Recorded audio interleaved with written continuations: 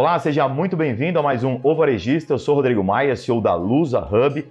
E é sempre aqui no programa a gente conversa sobre oportunidades de negócio, ambiente de negócio, empreendedorismo, varejo, claro, consumo, distribuição. E hoje um assunto, vamos chamar assim, um segmento muito importante e diferente aqui no Varejista. A gente fala muito sobre franquias aqui, de todos os setores, mas hoje a franquia é de um setor diferente. Eu achei muito legal essa pauta, por isso que eu trouxe para a gente falar aqui de mais uma possibilidade de negócio. Esse é um grande ponto do programa, a gente conversar sobre possibilidades de negócio. Para isso eu trouxe o Elton Matos, que é CEO da AirLocker, não é isso? Isso mesmo. Que é uma franquia de armários inteligentes. Correto, Bom, exatamente. Antes de entender tudo isso, primeiro de tudo, brigadíssimo pela sua presença, por aceitar o convite e estar aqui para conversar com a gente. Eu que agradeço. Um bom dia para você, um bom dia para todos nós aí que estão nos assistindo e fico à tua disposição aí para esclarecer do que se trata armários inteligentes. Então já começa a me dizer assim, você abriu uma franquia para vender armário. Claro que eu estou reduzindo, e estou reduzindo Correto. de propósito para todo mundo entender. Ninguém imagina que existe uma franquia para abrir armário. Exatamente. Me conta o que é esse armário, como é que foi a sua ideia, principalmente que o objetivo central aqui é a gente, vamos chamar assim, desenvolver o raciocínio das pessoas sobre o negócio. Excelente. Vamos lá, Elton. Perfeito. A ideia em torno do armário inteligente ela é muito simples. Uhum. Tá? O armário inteligente é uma tecnologia que existe em vários países, incluindo Coreia, Japão, Estados Unidos, e invariavelmente iria chegar no Brasil. Tá. É claro, tudo que vem para o Brasil, ele acaba pegando a cultura brasileira, correto? No Brasil, como é que o armário inteligente está se consolidando? Ele está se consolidando com uma tecnologia que resolve o problema do entregador se encontrar com o destinatário final. Você vai observar que isso ocorre em inúmeras situações da sociedade, desde a entrega do e-commerce, da entrega de um alimento, da entrega de um material para um colega, para outro colega. Então, esse é o problema. Mas deixa eu te voltar um passo, assim, um passo. Eu entendi o problema, a gente vai chegar nele, mas só para o pessoal de casa acompanhar. Perfeito. Quando a gente fala de um armário, na hora, a palavra armário, do ponto de vista semântico, as pessoas entendem dentro da minha casa. Ah, correto. Então, Perfeito. assim, vamos só entender. O que é um armário que você une essas duas pontas que você disse para chegar no problema? Ele fica onde, Perfeito. em que espaço e se alguém é proprietário. Explica esse conceito de armário para a gente chegar na empresa. Pode ser assim? Claro. Só para o pessoal de casa entender com mais tranquilidade, passo a passo. Perfeito. Então, no momento que você identificou o problema, eu vou dar um exemplo, um prédio comercial. Tá. O prédio comercial ele recebe dezenas de encomendas todos os dias. Tá. E o armário inteligente é a forma mais inteligente de receber essa encomenda. Por quê? Porque é um contato direto do entregador com o destinatário final. Então, um exemplo simples. Você tem a oportunidade de colocar um armário inteligente na recepção de um prédio. O entregador ele tem uma encomenda para entregar para você, ele vai identificar você, vai colocar lá e você recebe o código de retirada. Isso simples. Só no ambiente comercial? Não, é comercial, residencial, indústria. E aí você abre o leque, hospitalar. É quase que um espaço, no caso um armário, correto. Claro, um espaço em que eu mesmo gerencio sem precisar da intermediação de um recepcionista, de um segurança. Exatamente. Esse é o conceito. Perfeito, exatamente. Só para todo mundo entender, para chegar aí nessa história. Correto. É o que eu costumo dizer, o armário inteligente ele é a forma mais eficiente do ponto de vista financeiro de você receber uma encomenda para determinado destinatário. Legal. E armários inteligentes já existem há algum tempo. Aí você estava dizendo do problema que você identificou para sua empresa que eu quero falar. Segue lá, então. Correto. Daí o que acontece no Brasil? Qual é o tema em torno da rede franqueada? Por que a gente tem a rede franqueada?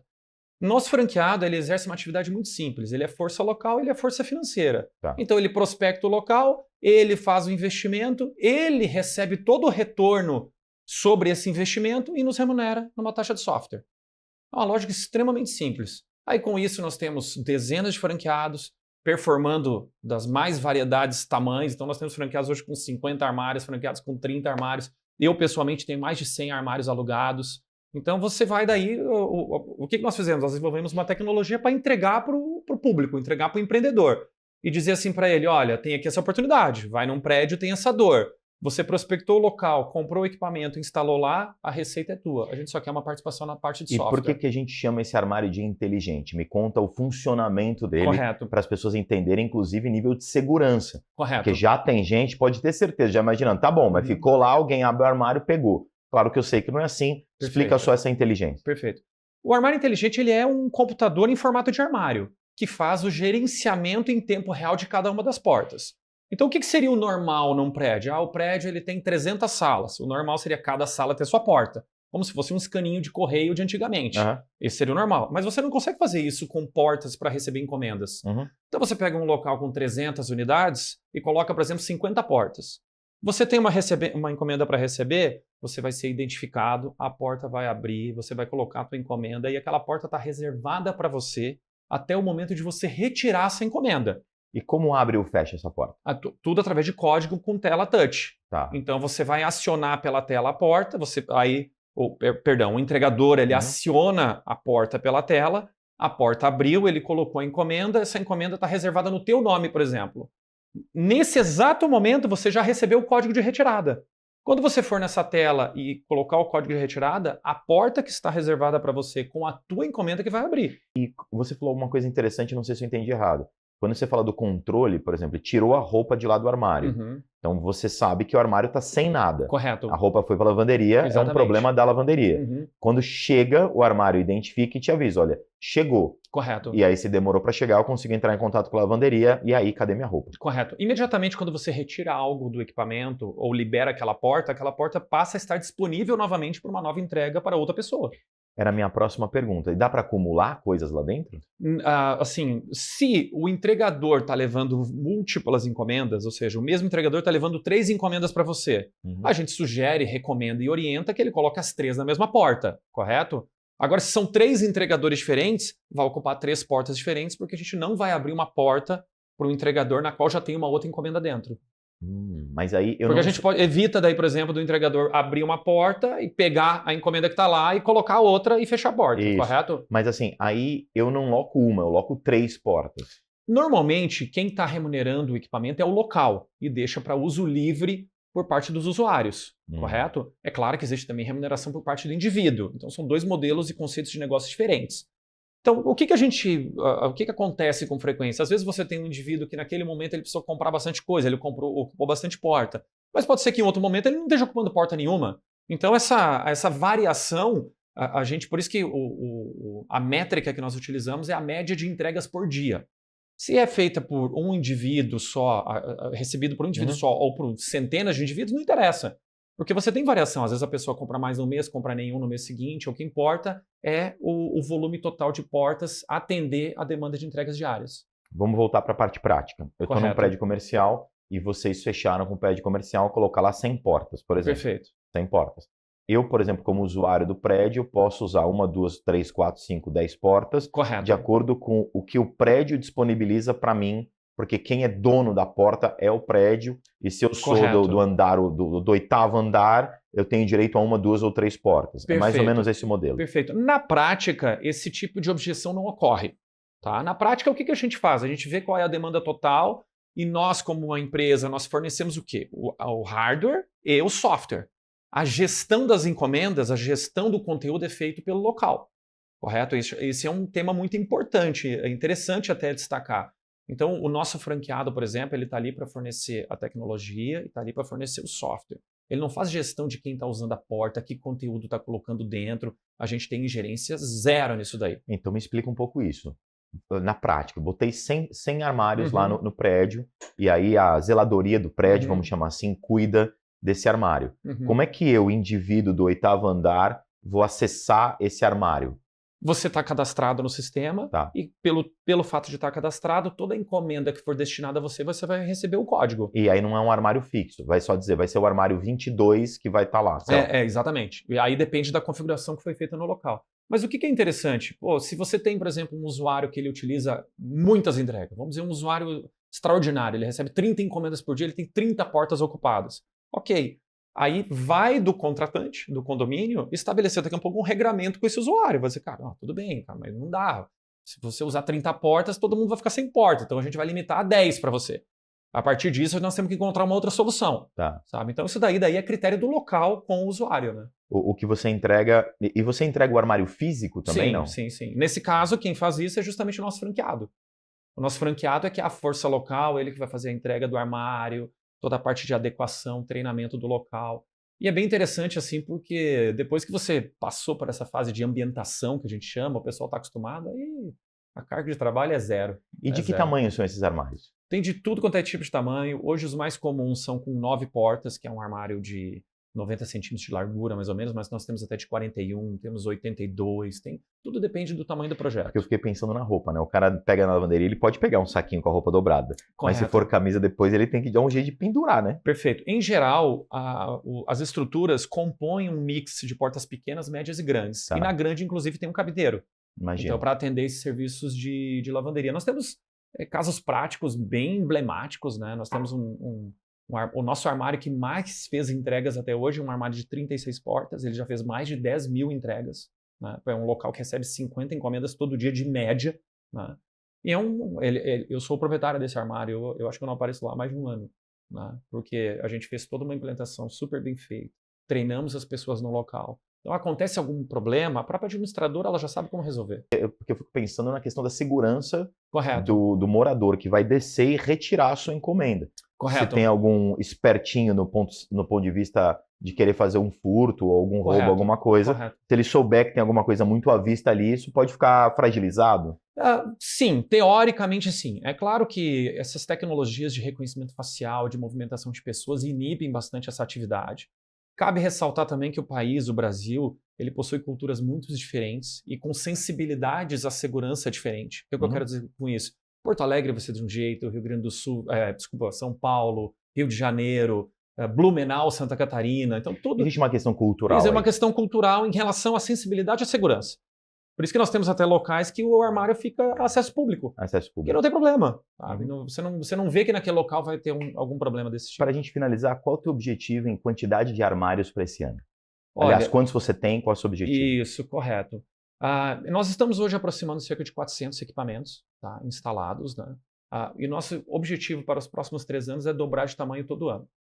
Então, nós pretendemos dobrar de tamanho esse ano, em 2026, 800, 2027. 1.600, 3.200. Eu posso te trazer aqui em 2027, teremos 3.500 armários instalados. Exatamente, esse é o objetivo. Cobrança positiva. Cobrança positiva, conta com a gente. Elton, brigadíssimo pela sua presença. Acho que foi um modelo de negócio muito diferente que a gente passou aqui na entrevista. Tenho certeza. Qual que é o nome da empresa? Fala de novo. AirLocker. AirLocker, acha direto no Instagram, nas redes por esse nome. AirLocker. Com certeza. Quem se interessar, entre em contato com a AirLocker. Elton, muito obrigado pela sua presença.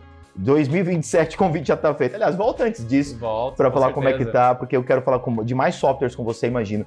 Que, como sua empresa nessa linha, que você tenha mais coisa aí para falar. Exatamente, temos sim. Muito obrigado. Eu que agradeço, obrigadíssimo e a gente já volta. Obrigado, tá bom? Tchau, tchau. Esse foi o primeiro bloco do Varejista. A gente volta rapidinho, em 1 minuto. BMC News, informação que gera valor.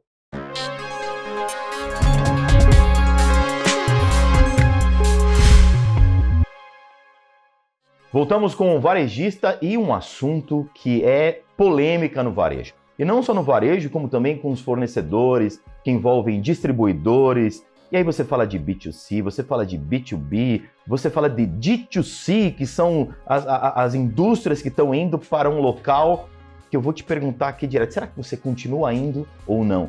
Shopping center. Brasileiro adora um shopping center, isso é um fato. Mas rolaram aí, principalmente por conta da pandemia, que modificou muitos mercados, aconteceram algumas conversas a respeito de: será que o shopping morreu? Será que as lojas do shopping todas vão fechar? Será que ele vai conseguir se recriar? E a gente vai conversar sobre isso com Magali Sanches, que é diretora comercial do grupo AD, obviamente, que administra e incorpora shoppings. Primeiro de tudo, Magali, brigadíssimo pela sua presença, aceitar falar de um assunto tão polêmico aqui como shopping centers. Obrigado demais pela sua presença. Nós que agradecemos, Rodrigo. É uma honra estar aqui com vocês, né? Como eu disse, um time super dinâmico. E dinâmico também estão os nossos shoppings. Eu acho que nunca estivemos tão vivos. E aí vem a pergunta direta para abrir entrevista. Obviamente que no período da pandemia, muitos setores afetados, muitas dúvidas surgiram. Mas assim, independente das questões sanitárias, que obviamente uma tragédia como aquela não se discute, o ponto-chave é: a pandemia trouxe novos setores à tona, a pandemia destruiu alguns setores, isso é um fato, né? E os shoppings foram questionados. Shopping ainda é um lugar culturalmente que o brasileiro vai? A loja física morreu?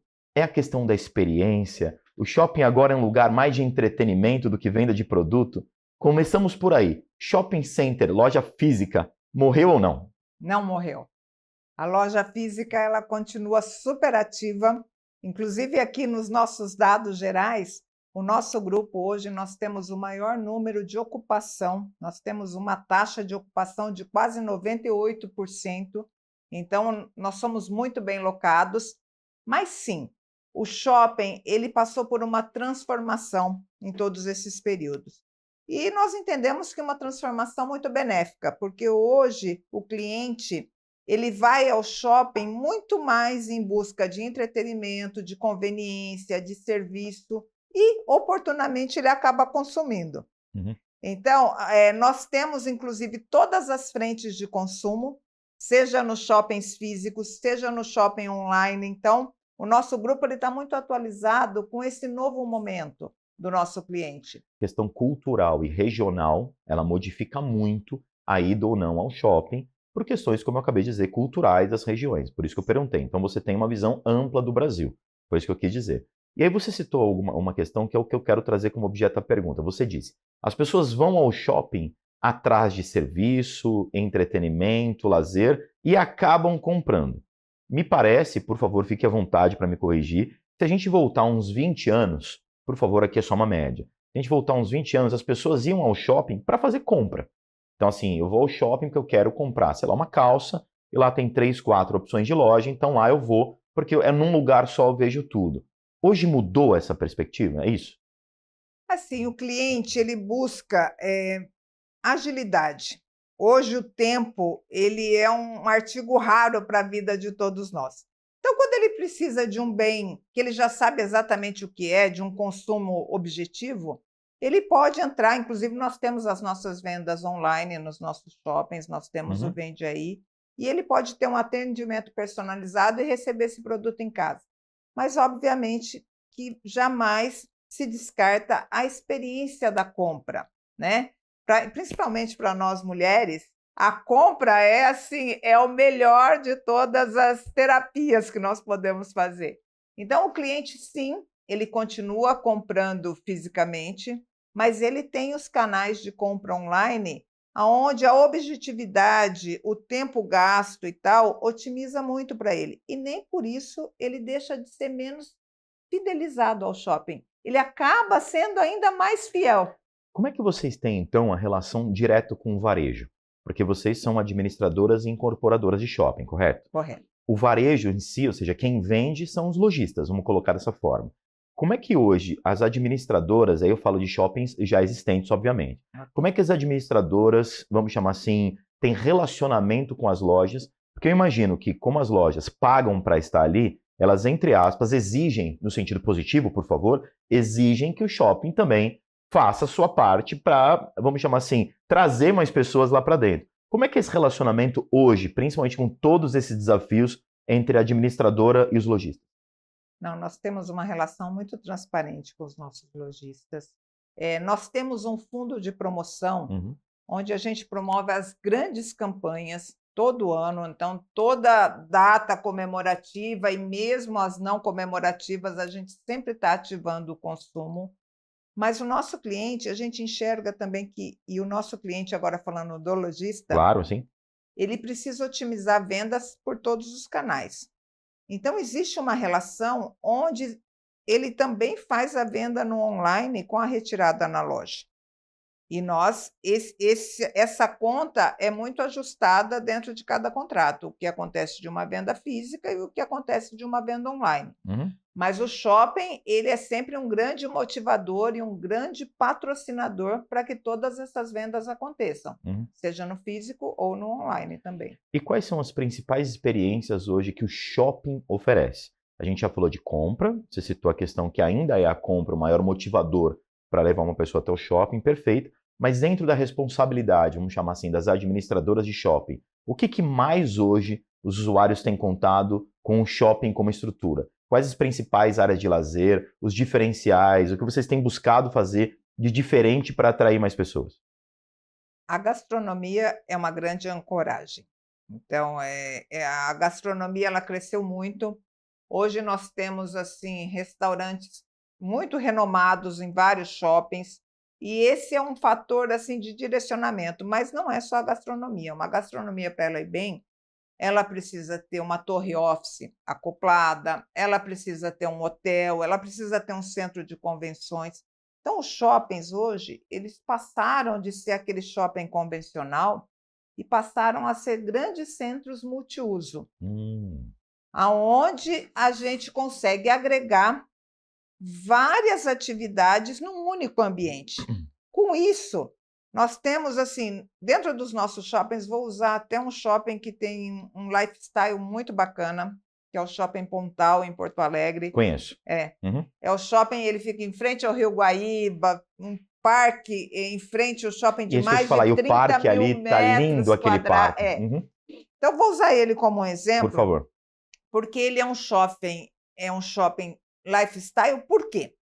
Junto a esse shopping, nós temos uma torre hoteleira, temos uma torre office, temos um centro de convenções, temos um hub de um hospital que é um dos melhores de Porto Alegre, que é o Moinho dos Ventos, que está dentro do shopping também.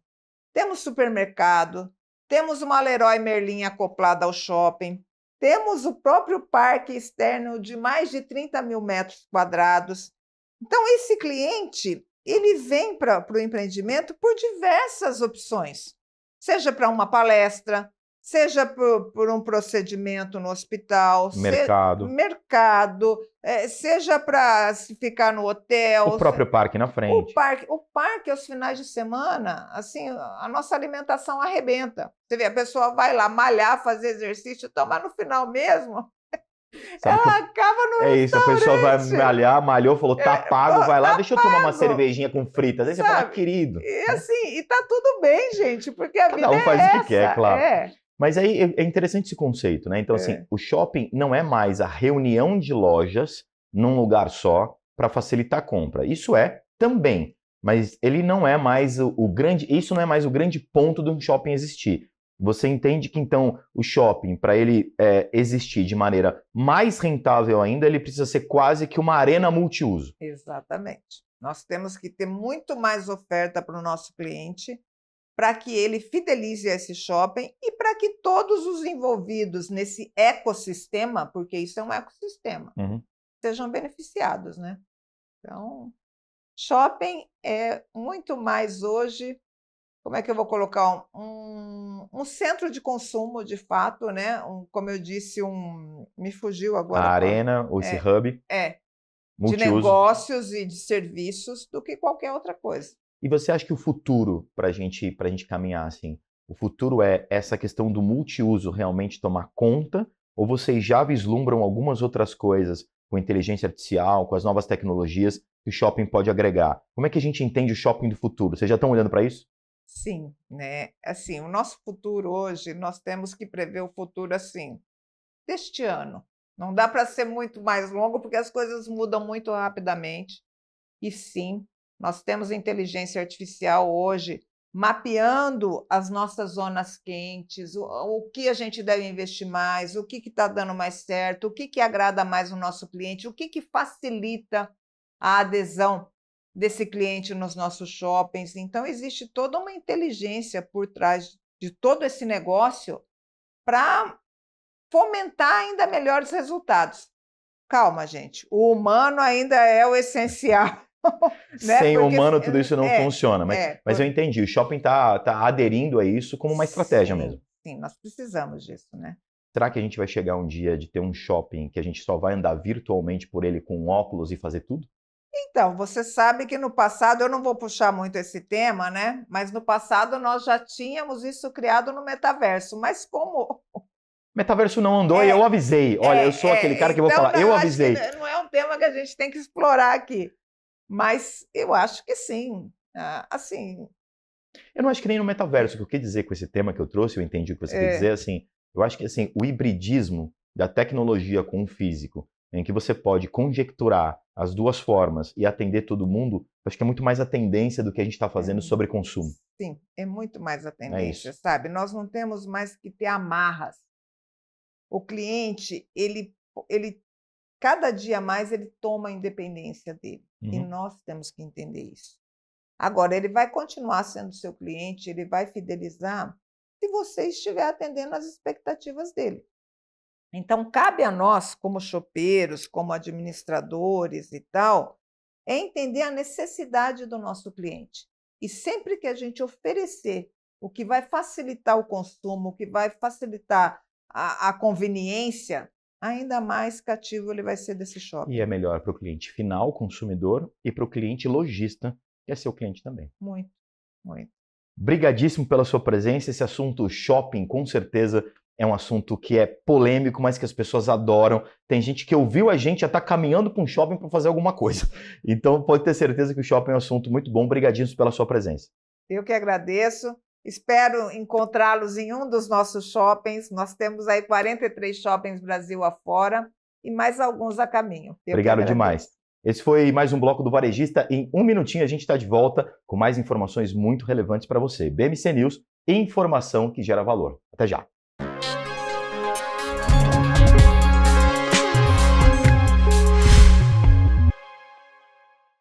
Voltamos aqui com o Varejista e agora a gente vai falar de um termo, olha só que interessante, fintechização do varejo. Ou seja, o varejo se transformando em fintech, e eu vou conversar bastante sobre esse termo, que obviamente é a parte que envolve as finanças, os recursos financeiros dentro do varejo. E para isso eu trouxe Wagner Moraes, que é CEO da A&S Partners, que trata, obviamente, dessa questão das fintechs do varejo. Wagner, principalmente, quero te agradecer aqui pela presença no Varejista. Muito obrigado. Eu agradeço imensamente, é uma honra muito, muito grande, viu, Rodrigo? Obrigado. Eu que agradeço, Wagner. Já me responde assim, o que é fintechização do varejo? Quer dizer, o varejo se transformou numa fintech no sentido de que os varejistas agora, eu vou usar esse termo para todo mundo já entender, são bancos? É isso que aconteceu? Isso, exatamente, Rodrigo. Mesmo esse movimento é bastante interessante, por quê? Alguns anos atrás o varejo deixou de ser varejo, tá? Eu me explico. Hoje, a principal alavanca de receita do varejo, ela deixa de ser, entre aspas, a compra e venda de mercadoria, ou seja, foco ali na margem bruta. Por quê? A massificação de concorrência, ou seja, elevação dos preços, baixo giro, margens apertadas, endividamento da população, ou seja, alguns anos atrás o varejo ele já vem ganhando mais dinheiro na plataforma financeira do que na compra e venda de mercadoria em si. Né? Algumas empresas mais avançadas, outras menos avançadas, mas agora, de alguns anos atrás, que as empresas acordaram de que não precisam de bancos para mais nada. É possível se construir o seu banco digital. E mesmo eu não gosto muito dessa palavra banco, porque fintech são instituições financeiras, né, menos encorpadas nesse nível regulatório de banco um pouco, mas traz todas as funcionalidades de uma plataforma financeira. Então vamos pegar esse ponto para quem está em casa entender. Ótimo. Banco e fintech não são a mesma coisa, mas são a mesma coisa. Isso, exato. Boa, eu me explico. Excelente esse ponto. Tá, banco, né? Nós estamos acostumados com esses bancos grandes, Bradesco, Itaú e diversos nome à vontade, outros. fica tranquilo. Isso, de diversos outros. E dentro dessa regulação do Banco Central tem alguns níveis, segmentos prudenciais que se chamam, que fazem a classificação das instituições financeiras de acordo com o tamanho, de acordo com a alavancagem, aí vai. Exemplo, tá? Existe S1 e S2, são esses grandes bancos, aí são bancos comerciais mesmo. Tá? Eles podem ter autorização para ter uma agência bancária, isso, mais aquilo. E quando a gente fala de fintech, a gente está falando do nível 5 aqui, que são as instituições menores um pouquinho, são SCDs, ou seja, sociedade de crédito direto, instituição de pagamento, que só podem funcionar na forma de bancos digitais. Elas não podem ter agências físicas e não tem mais esse grau de complexidade de regulação que um banco comercial tem. O Nubank é um banco ou uma fintech? O Nubank, embora ele já tenha estrutura de banco, entre aspas, é uma fintech. Ele é uma instituição de pagamento, já tem a parte de ECD e nesse instante ele deve virar um banco múltiplo. Né? Mas o Nubank é um caso bastante interessante. Né? O Nubank, hoje ele está com uma base de 105 milhões de clientes e com valuation na casa de 310 bilhões de reais. Acima do Banco Itaú, acima do Bradesco. Por isso que eu perguntei, não nasci ontem, né? Por isso que eu te perguntei, porque quando você trouxe, claro que eu te provoquei de maneira positiva, claro, obviamente, quando você traz a questão da não existência de agências físicas, tem até um Nubank junto com o Burger King ali na Paulista, foi uma ação bem interessante, mas não quero entrar nesse mérito. O ponto é, para ficar claro para quem está assistindo a gente, né? Você que é desse mercado, isso para você é muito fácil. Sim, eu que trabalho com esse mercado aqui na BMC News, a gente aqui, para nós isso também é muito fácil de entender. Mas eu queria que você aprofundasse a explicação para quem está ouvindo, não tem nenhum tipo de dúvida, e aí eu chego no varejo para entender essas modalidades de pagamento. Vai lá. Sim, ótimo, excelente. Olha só, pessoal, vamos lá. Um banco comercial são essas estruturas maiores, um nível de prestação de contas ao Banco Central e ao Sistema Financeiro Nacional com uma complexidade muito maior. Eles podem ter agências físicas, eles podem emitir CDBs e captar o seu dinheiro, te pagar uma taxa de juros. É diferente de uma fintech, um banco digital, né? Ele não pode fazer a captação do seu dinheiro, ele não pode emitir CDBs e ele não pode ter agências físicas, operar apenas de forma digital, no celular mesmo, na verdade, né? Isso é excelente, tá? Porque faz a digitalização da jornada do cliente, né? É bom isso, né? Abre espaço para diversos novos entrantes, olha, visto que não tem o mesmo nível de complexidade de montar um banco comercial, então é uma estrutura muito mais leve quando se comparam a essas, né? E outra, isso está muito em linha, Rodrigo, com o que o Banco Central, né, ele está querendo, que tem atuado aí de maneira brilhante. Vou te passar um dado só muito rápido. Hoje o Brasil possui a segunda maior concentração bancária do mundo. A concentração bancária do Brasil está na casa de 76% em cima de 5 bancos. Bradesco, Itaú, Santander, Banco do Brasil e Caixa. Equivale a dizer que 76% do nosso PIB está transitando dentro desses 5 bancos. Isso é prejudicial demais, olha, por quê? Restringe acesso a linhas de crédito específica, aumenta o custo do dinheiro, aumenta o custo de tarifas bancárias, etc. E desde 2013, o Banco Central ele vem trabalhando forte nessa regulação para que abra espaço para novos entrantes, fintechs, né? E um dos grandes objetivos é exatamente diminuir essa concentração bancária. Exemplo, o Brasil fica atrás da Holanda, só que tem uma concentração bancária por volta de 98%, mas Holanda é um caso à parte, que vale dizer que existem 5 bancos. Mas Estados Unidos é 41%, China 39%. Nossa, e o Brasil 75%. E se Europa, de maneira geral, na casa de 40%, 41%, e Brasil 75%. E detalhe, quando a gente fala desses mercados lá fora, essa concentração é em cima dos 10 maiores bancos, não dos 5 maiores bancos. Ou seja, há um espaço muito grande para crescerem as fintechs aqui no Brasil. Sem sombra de dúvida, é exatamente isso. E por que para o varejista é melhor? Se é que é, por favor, é uma pergunta. Claro. É melhor ter uma fintech, ou melhor, se tornar uma fintech, do que, por exemplo, ter um auxílio do ponto de vista de crediário, pagamentos, seja o nome que a gente quiser dar, para meios de pagamento dentro da loja dele. Por que é melhor uma fintech do que recorrer a um banco tradicional, por exemplo? É o que a gente chama de custo de intermediação financeira e custo do dinheiro. Eu me explico. Existe o cartão de crédito ali do varejista. Tá. Via de regra, ele não pode emitir direto. Ele precisa de uma empresa, uma processadora de cartões, uma administradora de cartões. Uma bandeira, você diz? Visa, Mastercard, American, etc. Isso, de forma que deixa o produto dele mais atraente, o cartão de crédito dele mais atraente. O cliente pode usar dentro da loja dele e fora da loja dele. Então, né, esse, entre aspas, é um custo operacional de parceria, ou seja, é uma empresa que vai entrar aqui junto com você. Mas o varejista, ele precisa emitir boletos. Né? Ok, ele precisa de um banco que vai prover esse serviço ali para ele, né? E assim, te dando um exemplo muito interessante, hoje um boleto bancário, dependendo da quantidade que se emite, ele custa de 27 a 35 centavos para um banco, né? E esses bancos vendem um boleto bancário para um varejista a aproximadamente R$1,50 a R$2, dependendo do volume, ali na casa de 90 centavos, R$1, ou seja, uma margem de lucro absurda, um custo operacional muito grande. Então, quando existe esse movimento do varejo de estruturar a própria estrutura financeira aqui dentro de casa, ter o seu banco, vamos dizer assim, ele vai ter uma economia de custos super forte em cima disso e não vai depender dos outros bancos do mercado. E como é que o varejista faz isso hoje? Sim, ótima pergunta. De 2 formas, né? Ele pode entrar com o modelo mais simples de banco digital, que é o que a gente chama de Bank as a Service, ou seja, ele monta o banco dele, mas abaixo de uma instituição financeira já aprovada pelo Banco Central. né? Então, ele vai ter esse banco digital dele, só que mais limitado em termos de custo.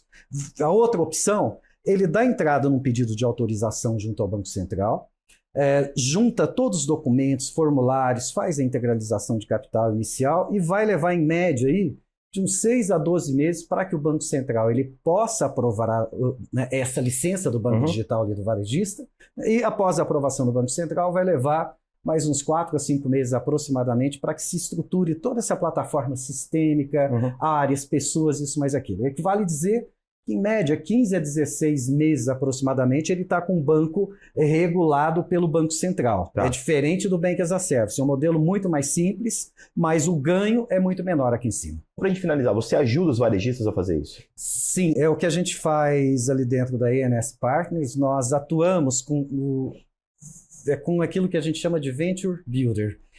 A gente entra junto com o empresário, com o varejista, a gente entende a operação, a gente faz a arquitetura, nós implementamos as áreas, operações, buscamos profissionais, esteira de produto, ou seja, equivale dizer que nós estruturamos os bancos de forma end-to-end, início, meio e fim, e todas as áreas de possibilidades, né? Então, essa é a nossa experiência, é o que a gente já tem feito com as grandes redes aí de varejo. Nos últimos 3 anos foram 9 bancos, e hoje estamos estruturando mais 6 bancos hoje nesse exato instante. A&S Partner. Isso, A&S Partners. Quem quiser, com certeza, aí dos varejistas, entrar em contato, tem aí realmente o Wagner Moraes como uma ótima opção. Wagner, brigadíssimo pela sua entrevista, extremamente esclarecedora, né? Fácil das pessoas entenderem o que é esse conceito da fintechização do varejo. Com certeza uma entrevista que muita gente vai salvar para ver várias vezes, tá bom? Brigadíssimo pela sua presença mais uma vez. Eu agradeço imensamente, uma honra muito, muito grande estar aqui com vocês, agradeço a oportunidade. Muito obrigado. É isso. Daqui a pouco a gente volta com mais uma entrevista, é 1 minutinho, a gente já volta com o varejista BMC News, informação que gera valor. Obrigado, até já.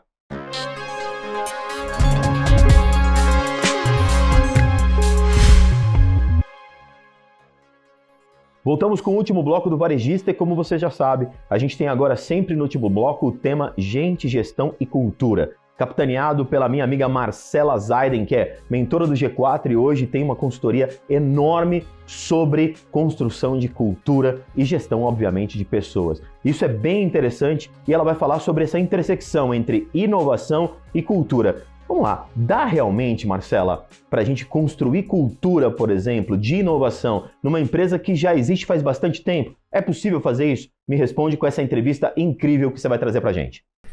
Rodrigo, super obrigada por passar esse bloco, tô sentindo tua falta aqui, mas eu tenho certeza que hoje eu vou receber uma pessoa que eu gosto bastante. Além de tudo, é uma pessoa extremamente inteligente, que me ensinou muito nos últimos meses que a gente vem compartilhando e trocando. E eu tenho certeza que vai te ensinar também, para você que está aí assistindo, sobre um assunto quente, que a gente, mais do que qualquer outra coisa, sempre tem dúvida, sempre se pergunta, mas eu não tenho dúvida alguma que ele é a pessoa certa para responder. Hoje eu tô aqui com o André Franco. Seja bem-vindo, André. O André, ele é CEO da Boost Research. Nome até bonito, elegante. Conta pra gente, acho que ninguém melhor do que você para contar exatamente o que a Boost faz e como que ela tá mudando o mercado. Acho que falar de criptomoeda, já adiantando, né? A Boost, ela trata do mercado de criptomoeda, análise de mercado de criptomoeda. Conta qual é hoje os teus principais desafios para depois a gente entrar sobre cultura e pessoas, que é do jeitinho que a gente gosta. Maravilha. Bom, Marcelo, obrigado pelo convite, obrigado por estar aqui falando sobre esse assunto e contando um pouco da Boost. Acho que empresário, de modo geral, gosta bastante de falar da empresa em si, mas acho que antecipando, falando um pouco do mercado, assim, que sofre um preconceito gigantesco. Eu costumo falar de que se você está vendo esse vídeo, investe em cripto no interior de algum local, você é meio que o doidinho do Bitcoin. Em vez ou outra, você não pode nem falar para as pessoas que você investe em cripto, né? Só que a grande... O doidinho do Bitcoin é muito bom. Só que isso é uma grande falácia, porque só o tamanho do Bitcoin, ele é maior que a bolsa brasileira inteira. Então, assim, se tem alguém doidinho, é o cara que talvez só invista em bolsa localmente, né?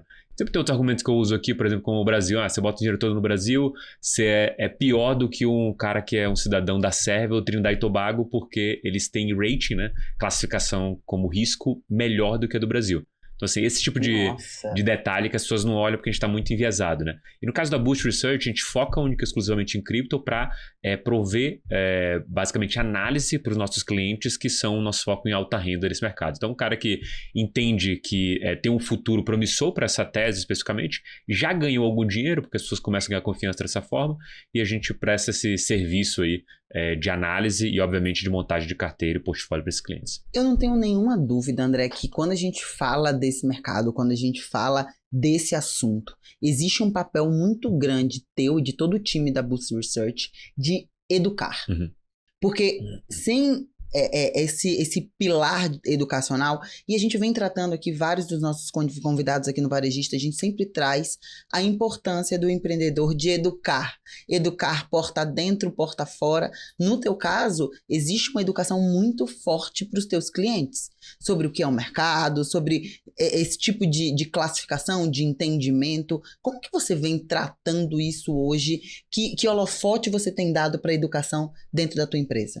É até engraçado você falar sobre educação, e depois a gente fez o nosso processo de cultura. Eu entendo que tem muito mais a ver com isso do que necessariamente só com a educação, ou as duas coisas andam juntas, né?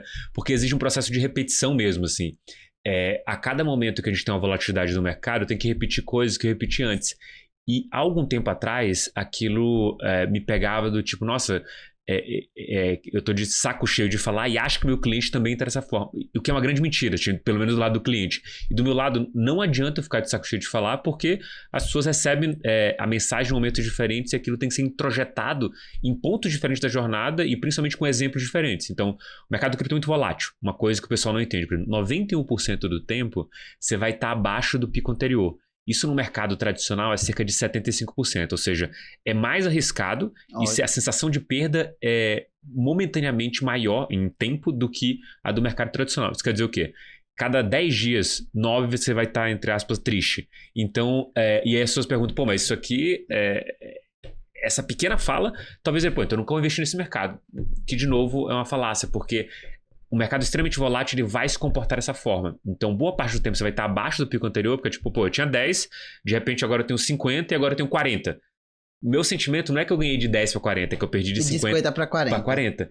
E isso é recorrente. Então, isso tem muito a ver com o alinhamento do que a gente faz com os clientes. E, de novo, não é algo que uma reunião mostrar a queda, falar que já aconteceu, o que pode acontecer e a minha tese vai convencer. É uma repetição. Então, acho que essa educação para a gente passa pelo portfólio, um alinhamento meio com o onboard do cliente, falar, é tudo isso aqui que pode acontecer, e repetir as coisas do onboard em doses, talvez não tão homeopáticas, porque as reuniões são um pouco mais longas, mas repetir de maneira recorrente para esse cara a cada mês, a cada semana e com os advisors que eles atendem diretamente. É muito engraçado, né?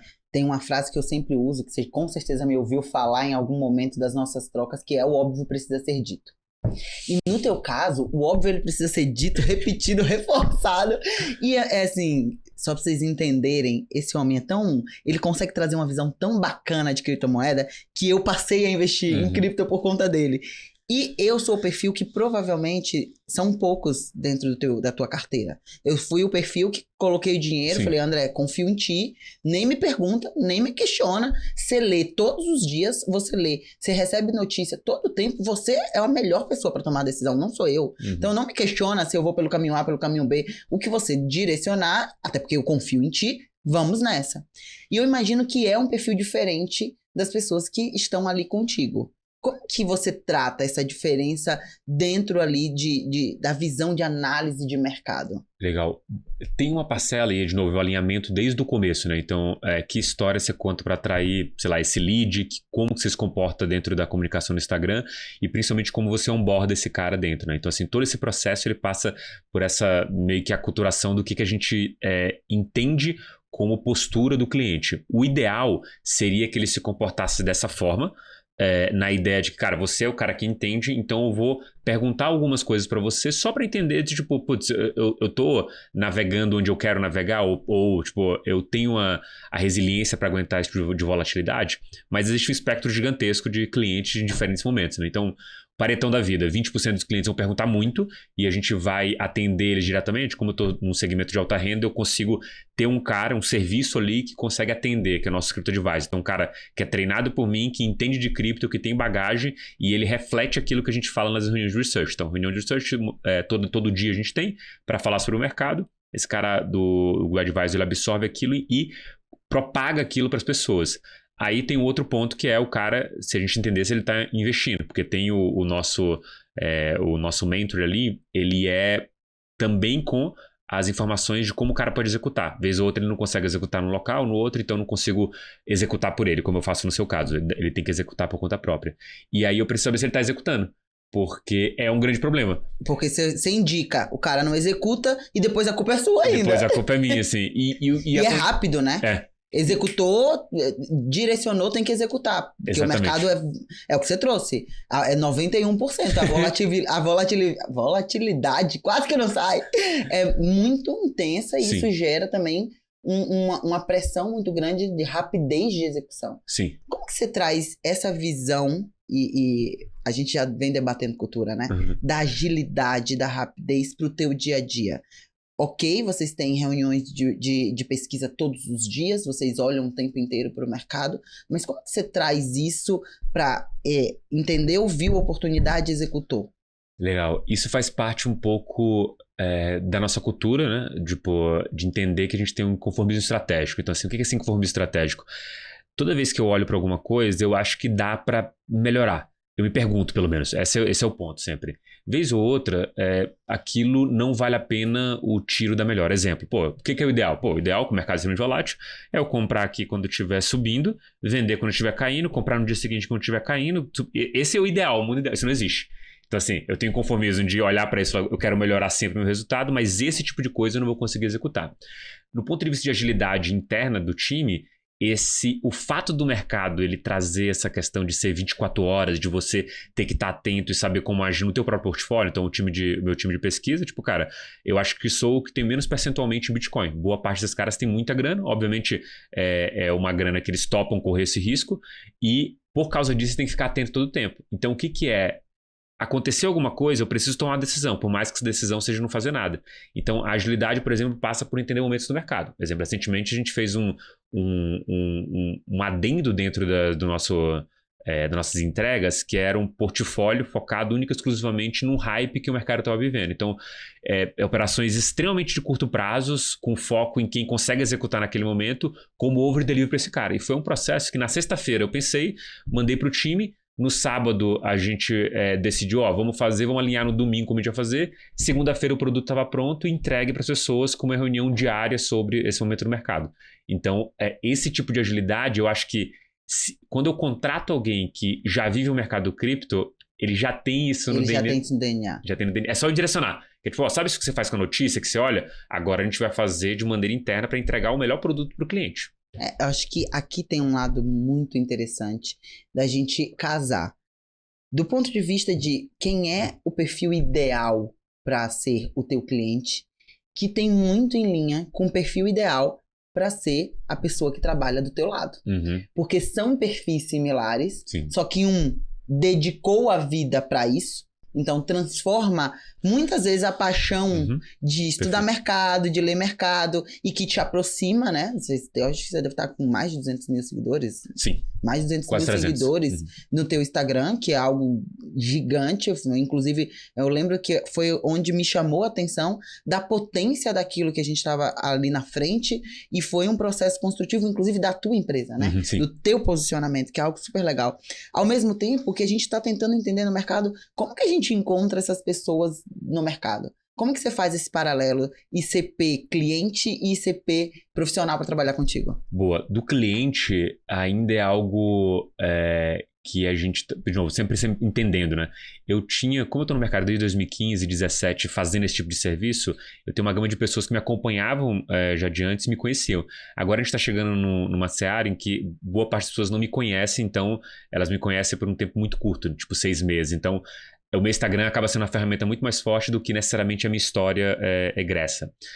Esse é o ponto que eu tô agora. Quanto a esse CP do cliente, cara, eu tô procurando um cara de alta renda que entende de cripto. Inclusive, eu recebi uma pergunta dessa no evento que o cara falou pra mim assim, E pro cara que não gosta de cripto, assim, cara, eu não consigo vender para ele, porque eu vou ter que explicar algumas coisas que ferem premissas da vida dele e que tocam o dedo na ferida. Eu não consigo fazer isso no conteúdo de Instagram. Onde que eu consigo fazer isso? No evento.